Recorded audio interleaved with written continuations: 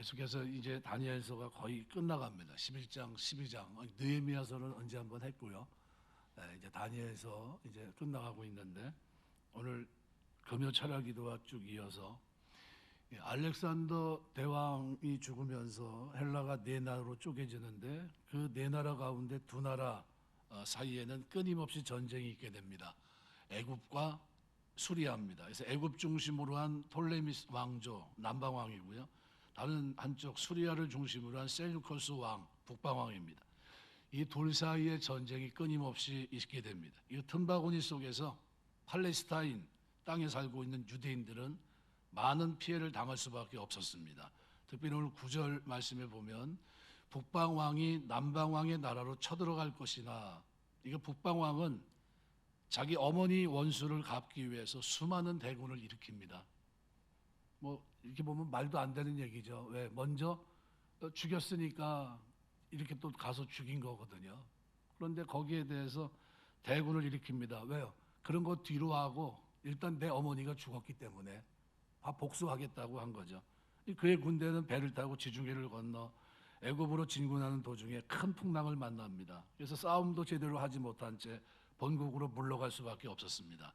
그러던 어느 날 북방왕은 말을 타고 가다가 그만 굴러 떨어졌어요. 그리고 그때 입은 상처 때문에 오래 살지 못하고 얼마 안 가 죽고만 합니다. 그런데 죽으려면 그걸로 끝나면 참 좋을 텐데 그에게 두 아들이 있었습니다. 10절 보면 오늘 그 말씀이 거기서부터예요. 그러나 그의 아들들이 전쟁을 준비하고, 이게 북방왕의 두 아들이 아버지를 대신해서 할머니, 그죠? 할머니 원수 앞으로 가는 겁니다. 남방으로 쳐들어 내려가요. 심히 많은 군대를 모아 물이 넘친같이 나올 것이며 군사를 이끌고 밀물처럼 남쪽으로 공격해 갑니다. 그가 또 와서 남방왕의 견고한 성까지 칠 것이요 팔레스타인을 점령하거든요. 그리고 계속 남쪽으로 진군해 갑니다. 북방왕의 두 아들 가운데 마디가 4년을 통치했는데 그의 통치를 싫어하던 장군들이 결국은 그를 독살하게 되고요.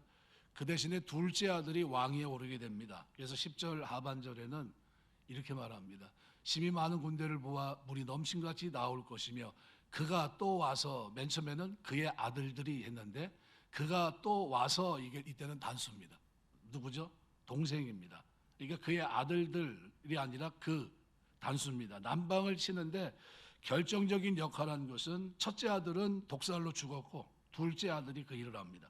그가 또 와서 남방왕의 견고한 성을 칠 것이요 북방왕은 팔레스타인 땅 남쪽에 있는 가자 지역까지 쳐들어갑니다. 오늘날에도 이스라엘 가자 지역이 가장 큰 문제가 되지 않습니까? 똑같아요. 당시 남방왕은 전쟁을 싫어했습니다. 한동안은 참고 있었어요. 북방왕이 남방의 견고한 성 가자 지역까지 내려오니까 이제 하는 수 없이 전쟁이 맙니다. 그래서 남방왕이 11절 보면 크게 노하여 나와서 북방왕과 싸울 것이며, 남방왕도 군대를 일으킵니다. 큰 싸움이 붙어요. 역사가 폴리비우스는 이때 상황을 쌍방이 보병을 7만 명, 마병을 5천 명, 코끼리를 100마리씩 동원했다고 합니다. 코끼리 100마리 동원했다고 해서 맨 처음에 웃음이 나왔어요. 코끼리가 그 무슨 역할을 하나? 혹시 태국에 가서 코끼리 타보신 적 있나요? 어때요? 역할 하겠죠? 저는 잘 안 태워주려고 그러더라고요. 저 타려고 그러니까 안 될 것 같아요. 이렇게 자꾸 쳐다보더라고요. 네. 무게가 좀 나니까 코끼리 태우려고 하는 것도 부담스러워 하는 것 같더라고요. 막 치고 막 이렇게 가는데 뭐 갈고리 같은 거로 막 조정을 하고 막 그러더라고요. 그런데 코끼리 100마리면 이거 요즘으로 말하면 전차 똑같은 겁니다. 탱크 뭐 이런 개념이겠죠. 양쪽이 코끼리 100마리씩 동원했습니다. 그러니까 북방의 군사들은 지금 뭐 팔레스타인도 정복해야 되고 전쟁을 좀 했죠. 기운이 좀 어때요? 좀 딸리는 거고, 남방왕의 군사들은 이제 분기 충천에서 일어난 겁니다. 아, 이것들이 또 내려온 거야, 뭐 이런 것이죠. 그러니까 뭐 싸움을 했는데 결과는 그 무리가 그의 손에 붙임받은지라, 북방왕의 무리는 남방왕의 손에 붙임받습니다. 져요. 가자 근처에서 큰 싸움이 붙었는데 남방왕 승리로 끝나고 맙니다. 12절 보면 그래서 이렇게 표현해요. 그가 큰 무리를 사로잡은 후에 그의 마음이 스스로 높아져서 누가요? 남방왕이 북방왕의 많은 군사를 사로잡습니다. 그리고 마음이 교만해져요. 본국으로 돌아가기 전에 그 중간에 뭐가 있죠? 가자 지역, 팔레스타인 그쪽이니까요. 이스라엘과 관계가 되어 있는 겁니다. 그래서 이 대제사장이 1년에 단 한 번 들어갈 수 있는 성전의 지성소에 그가 억지로 들어가려고 합니다. 어떻게 됐을까요? 기절합니다. 물론 호기심이었지만요. 그가 들어가던 중 갑자기 말문이 막히고 어떤 힘에 의해서 그냥 기절하고 맙니다. 그가 기절해서 이제 들려나갔는데 나중에 본국에 돌아가서 지성소에 들어가려고 할 때 유대인들이 마술을 써서 자기를 기절시킨 거라고 생각을 합니다. 그래서 그 일을 왜곡시키고 그때서부터 그가 애굽에 있는 유대인들을 핍박하기 시작합니다. 유대인들에게 애굽의 신을 섬기도록 강요했고요. 기록에 의하면 애굽에 있는 유대인 4만 명을 학살합니다. 수만 명이 엎드러뜨릴 것이다. 이 본문이 얘기하고 있는 게 바로 그 내용입니다. 그래서 남방 왕의 핍박으로 유대인들이 4만 명가량 죽임을 당한 사건을 가리킵니다. 그 세력은 더하지 못할 것이다. 약 15년 뒤에 남방 왕과 그의 부인은 알 수 없는 죽음으로 죽었는데 부하들에 의한 독살로 죽었을 것으로 대부분 역사가들은 추측합니다. 남방 왕에게 아들이 있었는데 이때 아들의 나이가 5살이에요. 통치가 되겠습니까? 섭정이 되겠죠. 그래서 이 15년 사이에 북방왕은 어떻게 하고 있는가? 13절에 보니까 북방왕은 돌아가서 다시 군대를 전보다 더 많이 준비하였다가 몇 대 후에 대군과 많은 물건을 거느리고 오리라. 북방왕과 남방왕 사이의 전쟁이 또 일어나게 됩니다. 그런데 14절 보면 그때 여러 사람이 일어나 남방왕을 칠 것이요. 남방왕을 친다고 했는데요. 북방왕은 남방왕 나이가 5살밖에 되지 않으니까요. 이걸 이용해서 남방을 공격합니다. 남방 안에서도 몇 차례 반란이 일어나긴 했지만 내 백성 중에서 강포한 자가 여기서 내 백성 유대인들을 가리키는데요. 유대인들 가운데 강포한 자가 나타난다. 어떤 사람들이냐면요. 유대인들은 남방 왕의 지배를 받고 있었어요. 그러니까 애굽의 지배를 받고 있었던 거죠. 남방 쪽에. 근데 유대인들 가운데 일부 강포한 자들이 남방 왕의 통치에서 벗어나기 위해서 북방 왕의 편을 든 겁니다. 그래서 북방 왕이 쳐들어올 때 남방 왕에게 반기를 들고 폭력으로 남방 군대와 싸웁니다. 결과가 어떻게 됐습니까? 오늘 14절 하반절은 그래서 이렇게 표현합니다. 그때 여러 사람이 일어나 남방왕을 칠 것이요 내 백성 중에서도 포악한 자가 스스로 높아져서 환상을 이루려 할 것이나 그들이 도리어 걸려 넘어지리라. 무슨 얘기냐면요. 유대인들은 남방으로부터 자유를 얻게 됩니다. 그런데 자유를 얻는 대신에 이제는 북방왕의 통치를 받게 됩니다. 북방왕의 뿌리에서 적그리스도의 그림자인 안티오코스 에피파네스가 나오게 되리라는 사실은 몰랐던 거죠. 유대인들은 장차 그에게 무서운 핍박을 받게 되리라는 사실은 꿈도 꾸지 못했던 겁니다. 우리 속담에 뭐 피하려다가 뭐 만난다 이런 격이 있는데 호랑이 피하려고 하다가 사자 만난 셈입니다. 그러니까 남방왕 그 속에서 있다가 북방왕을 도와서 전쟁에서 승리를 했는데 결국은 북방왕의 통치를 받게 된 거예요. 그런데 그 통치가 더 잔인한 통치가 됩니다. 오늘 본문 말씀, 우리가 이 본문 말씀에서 특별히 12절 보면 그 마음이, 그가 큰 무리를 사로잡은 후에 그 마음이 스스로 높아졌다. 결과는 어떻게 됐습니까? 그 세력은 더하지 못할 것이고 14절에도 14절 말씀에도 스스로 높아져서 그때 여러 사람이 일어나 남방을 칠 것이요 내 백성 중에서 포악한 자가 스스로 높아져서 결과는 어떻게 됩니까? 도리어 걸려 넘어지리라 이렇게 되어 있습니다. 무슨 얘기냐면요. 교만하게 되면 결국은 패망의 선봉이고 거만한 마음은 넘어짐의 앞잡이라고 잠언 16장 18절 말씀을 통해서 분명히 말씀해 줍니다. 사람이 교만하게 되면 그 뒤에는 반드시 패망이 따라오기 마련입니다. 다윗의 아들 압살롬이 머리 정수리부터 발끝까지 흠이 없이 잘생긴 아들입니다. 유럽에서도 멋있는 사람을 딱 보면 압살롬이라고 그럽니다. 압살롬. 그죠? 우리 교회에 압살롬이 많아요. 이렇게 딱 보면 저 압살롬 같다. 이렇게 아주 멋있는 틀이 좀 좋은 사람들이 참 많습니다. 근데 스스로 높아져서 억지로 결국 다윗을 죽이고 왕이 되려고 혁명을 일으키죠. 결과는 왕도 되지 못했지만 싸움에서도 자기 머리 때문에 비참하게 죽고 말합니다. 반면에 예수님은 하나님의 본체시셨지만 사람의 형체 종의 모습을 가지고 이 땅에 오셨고요. 십자가를 지시기까지 낮아지셨습니다. 죽기까지 순종하신 거죠. 근데 천하 만민이 그 이름에 무릎을 꿇게 됐습니다. 왜 그러죠? 그 낮음에 하나님께서 축복하셔서 모든 무릎 위에 뛰어나게 하시고 하나님께서 높여주신 결과인 겁니다. 잠언 21장 4절 같이 읽겠습니다. 눈이 높은 것과 마음이 교만한 것과 악인의 형통한 것은 다 죄니라. 다시 한번 하겠습니다. 눈이 높은 것과 마음이 교만한 것과 악인의 형통한 것은 다 죄니라. 가만히 생각해 보세요. 저 죄를 나는 짓고 있는지 아닌지. 눈이 높은 것, 마음이 교만한 것, 악인이 형통한 것, 이거 다 죄입니다. 마태복음 23장 12절 누구든지 자기를 높이는 자는 낮아지고 누구든지 자기를 낮추는 자는 높아지리라. 우리 주님은 철저하게 낮추셨어요. 종된 현상을 입고 오셔서 죄인들의 죄를 짊어지시고 십자가에 죽으시기까지 예수님은 낮고 낮은 모습으로 겸손히 이렇게 가셨습니다. 오늘 본문을 통해서 한 두 가지 정도 잠깐 생각하고 마치려고 합니다. 첫 번째로 일시적인 성공으로 교만에 빠진 자에게 돌아오는 것은 영구적인 수치밖에 없습니다. 여기 오늘 본문 시리아의 칼리니쿠스 아들들과 애굽의 톨레미 필로파테르 그리고 톨레미 에피파네스 이 간의 전쟁에 대한 예언이 이제 10절서부터 19절까지 쭉 기록이 되어 있는데요. 여기 칼리니쿠스 아들이란 장남이 셀류쿠스 케라우누스라는 아들입니다. 또 차자가 안티오코스 마크누스를 말하는데요.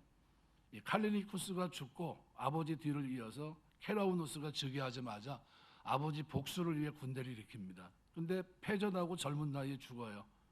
그 동생인 안티오코스 마그누스가 이제 즉위하게 되는데 그는 케라우누스보다 더 큰 군대를 일으켜 애굽을 공격합니다. 처음에는 팔레스타인 일대를 점령하면서 승리를 거둡니다. 그러나 애굽의 필라페테르 반격을 받으면서 패하게 되고 간신히 목숨만 건져 본국으로 돌아갑니다. 반면에 안티오코스를 물리치고 팔레스타인으로 다시 회복한 필라파테르는 이 일로 인해서 교만해집니다. 그리고 그는 자신을 신격화하고 예루살렘에 가서는 대제사장이 1년에 한 차례 들어갈 수 있는 예루살렘 성전 지성소에 들어가려고 했고요.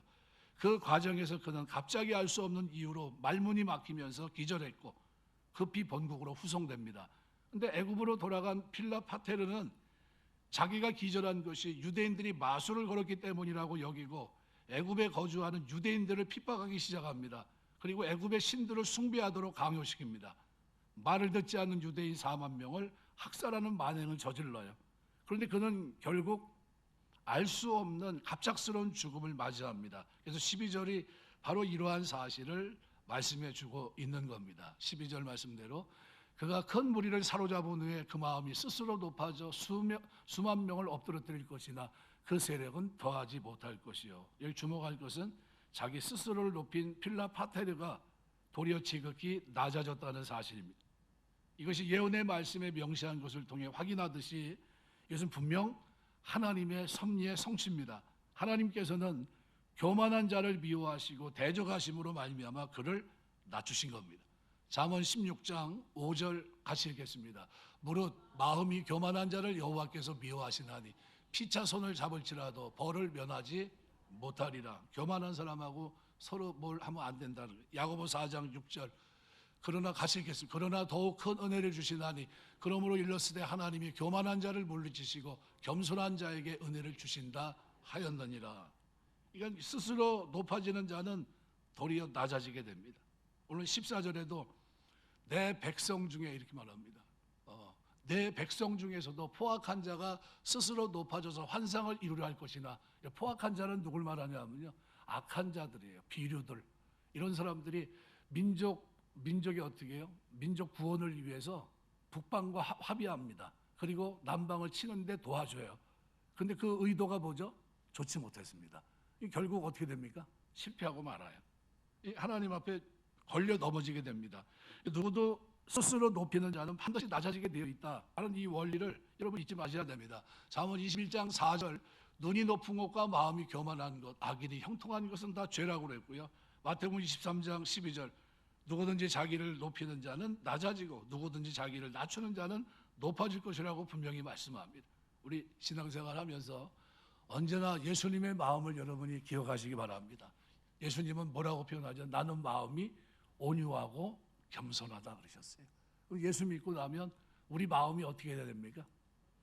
겸손한 마음, 온유한 마음으로 성령 안에서, 믿음 안에서, 말씀 안에서 바뀌게 되시길 주의 이름으로 축원합니다.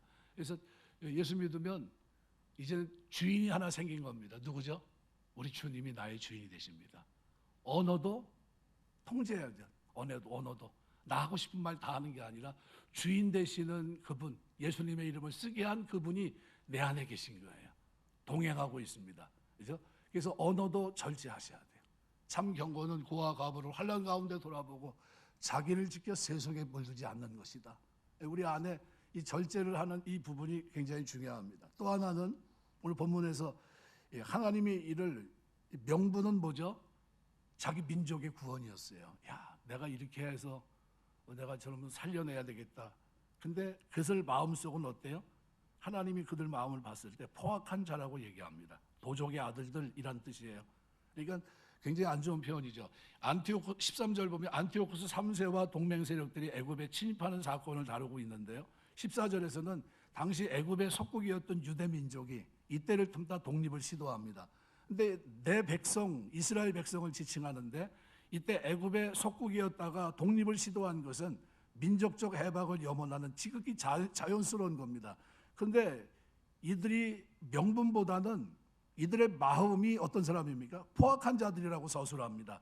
그러니까 이 일을 시도한 이유가 스스로 높아져 환상을 이루려 하였기 때문이라고 서술합니다. 포악한 자라고 하는 뜻은 도적들의 아들들이란 뜻이에요.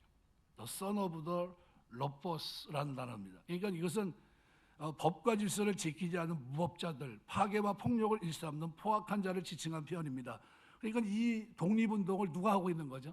명분이 안 좋은 악한 자들이 한 겁니다. 그러니까 아울러 환상을 이루려고 했다고 하는 것은 하나님의 뜻과는 상관없이 그들 자신의 허영심과 사사로운 목적을 이루려 그 일을 진행했다는 겁니다. 이 일을 시도한 자들이 그럴듯한 명분을 내세웠지만 명분은 뭐죠? 나라 독립이에요. 탐욕과 악독으로 가득해서 불의와 불법을 자행하는 악인들이었겠다는 사실, 그리고 그러한 그들이 시도한 이 일이 그들의 탐욕의 발로에서 나온 것이라는 사실만큼은 우리가 분명히 확인할 수 있었던 겁니다. 그리고 이들이 이러한 일을 시도한 결과는 뭐라고 표현하고 있죠? 맨 끝이 14절 도리어 벌려 넘어지리라 이렇게 됩니다. 이게 무슨 얘기죠? 아주 부정적입니다. 그러니까 유대민족은 안티오쿠스를 도와 독립을 시도했습니다. 이 일로 인해서 톨레미 왕국의 보복을 당하게 돼요. 톨레미 왕국의 장군이었던 스코파스는 한때 자신들의 통치 관할에 있었던 유대인들이 자신들에 대해 반기를 들고 공격한 데 대한 보복으로 그들을 응징하게 되고 이 일로 예루살렘 지도자들과 반역도단들을 죽임을 당하게 됩니다. 그리고 난 후 15절, 16절의 기록을 보면 이렇게 말합니다. 이에 북방왕은 와서 토성을 쌓고 견고한 성읍을 점령할 것이요 남방 군대는 그를 당할 수 없으며 또 그가 택한 군대라도 그를 당할 힘이 없을 것이므로 오직 와서 치는 자가 자기 마음대로 행하리니 그를 당할 사람이 없겠고 그는 영화로운 땅에 설 것이요 그의 손에는 멸망이 있으리라.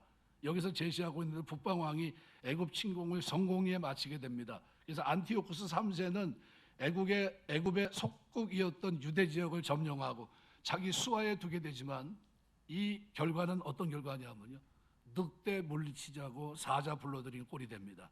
무슨 얘기죠? 애굽의 통치는 피했지만 결국은 그로 인해서 어떻게 해요?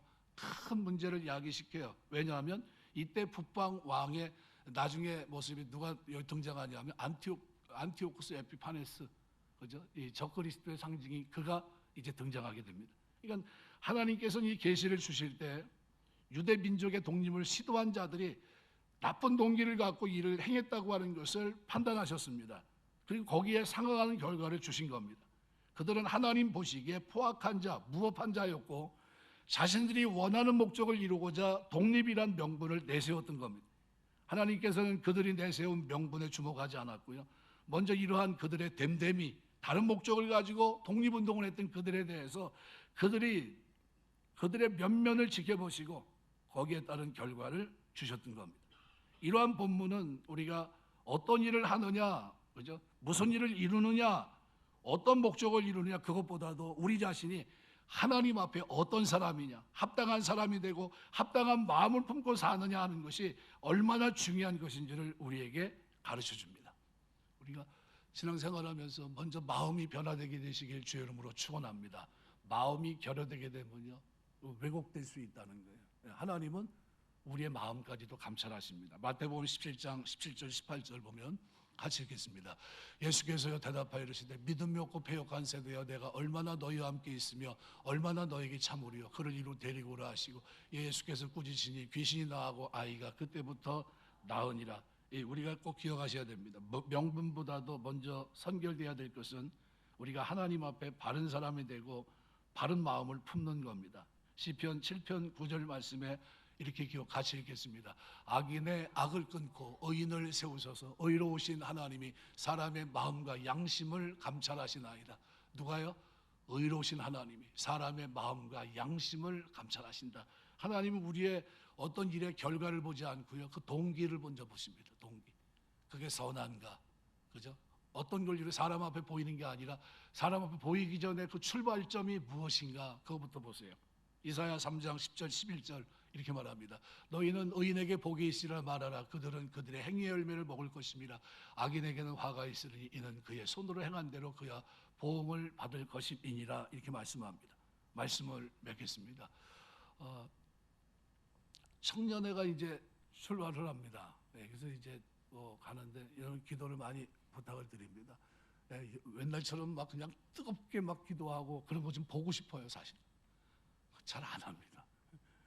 기도를 막 그냥 뜨겁게 좀 하고 간절하게 부르짖고 우리 가면 전에 우리 수련회는 가면 뭐예요? 목에다 쉬어서 오고 그러는데 아주 생글생글 웃으면서 옵니다.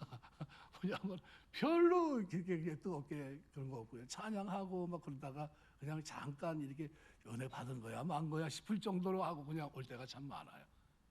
기도를 많이 부탁해야 될 이유는 마음이 중심이 흔들리지 않고 하나님의 은혜로 중심을 바르게 잡고 이 땅을 살아낼 수 있도록 여러분이 자꾸 기도해 주셔야 됩니다.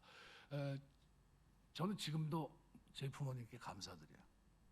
늘 기도하시는 어머니에 늘 감사드려요.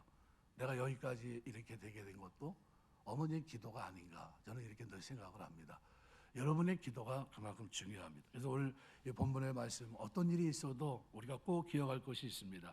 일시적인 성공이 있다 할지라도 교만에 빠진 자에게 돌아오는 것은 영구적인 수치밖에 없다. 그리고 우리가 악한 마음을 가지고 시작하는 사람은 명분이 아무리 좋아도 결국은 하나님 앞에 인정받을 수 없다. 하나님은 우리의 마음과 양심을 감찰하신다. 이걸 여러분 놓치지 마세요. 그래서 우리가 사도 바울이 자기의 고백 그대로 형제들아 내가 범사의 양심을 따라 하나님을 섬겼다 하는 고백은 위대한 고백입니다.